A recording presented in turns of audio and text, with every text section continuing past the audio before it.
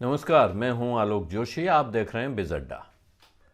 मुकेश अंबानी ने crypto currency की बात कर ली और ब्लॉकचेन टेक्नोलॉजी की बात कर ली, और यह आज की बड़ी खबर है। बड़ी खबर यूं है कि मुकेश अंबानी का कहना है कि वो ब्लॉकचेन टेक्नोलॉजी के समर्थक हैं, उसमें यकीन रखते हैं, लेकिन ब्लॉकचेन क्रिप्टो करेंसी नहीं है।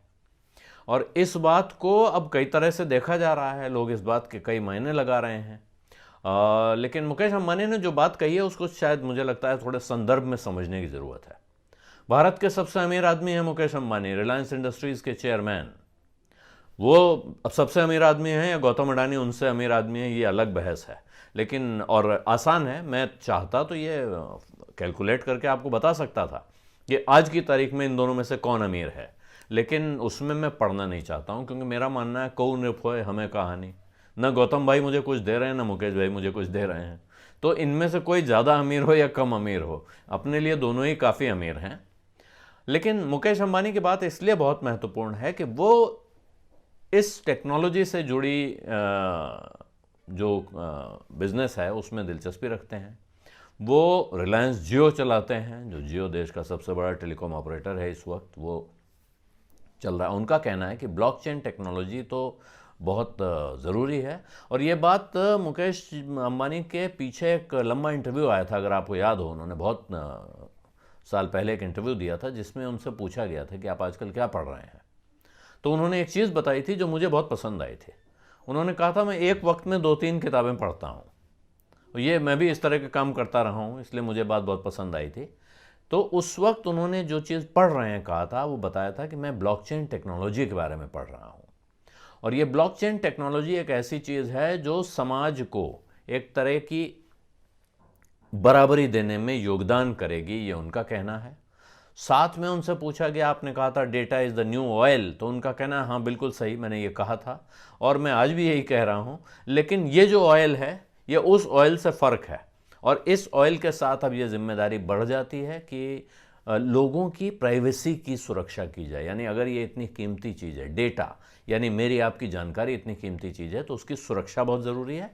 और इसके साथ जो उन्होंने बात कही है वो ये कि सरकार जो क्रिप्टो करेंसी बिल ला रही है और साथ में प्राइवेसी का बिल ला रही है, उन दोनों का उन्होंने समर्थन किया और कहा है कि देश सही रास्ते पे चल रहा है।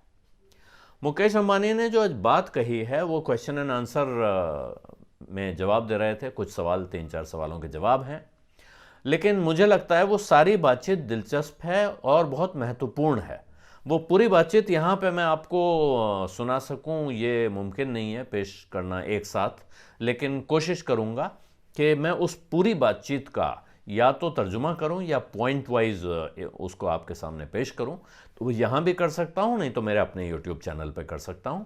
आप 1-2 दिन में उसे देख सकते हैं।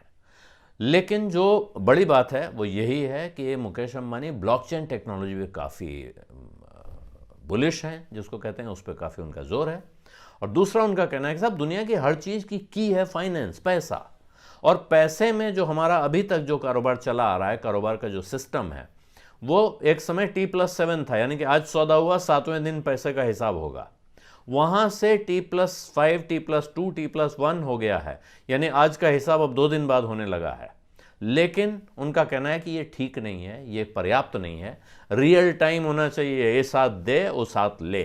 और अगर वर्चुअल वर्ल्ड है, डिजिटल वर्ल्ड है, और डिजिटल के साथ उन्होंने बड़ी एक दिलचस्प चीज़ और कही है कि दुनिया इस वक्त डिजिटल फर्स्ट में चल रही है।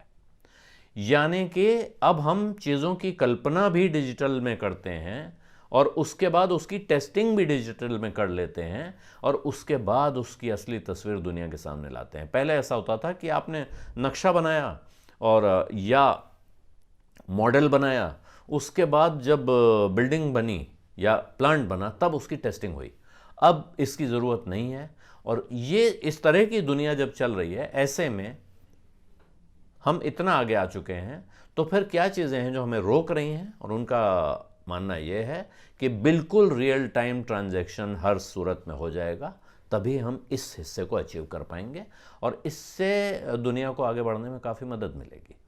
तो मुझे ऐसा लगता है कि आप मुकेश अंबानी के समर्थक हो सकते हैं, विरोधी हो सकते हैं, आप उनके बारे में अच्छी राय रख सकते हो, ख़राब राय रखते हो, दोनों सूरत में वो क्या कह रहे हैं इस पर नज़र रखने की आपको बहुत ज़रूरत है, और जो उन्होंने कहा है उसको थोड़ा ध्यान से सुनने और सोचने की भी ज़रूरत है। बिज़ अड्डा में आज इतना ही। अब इजाज़त दीजिए। धन्यवाद। नमस्कार।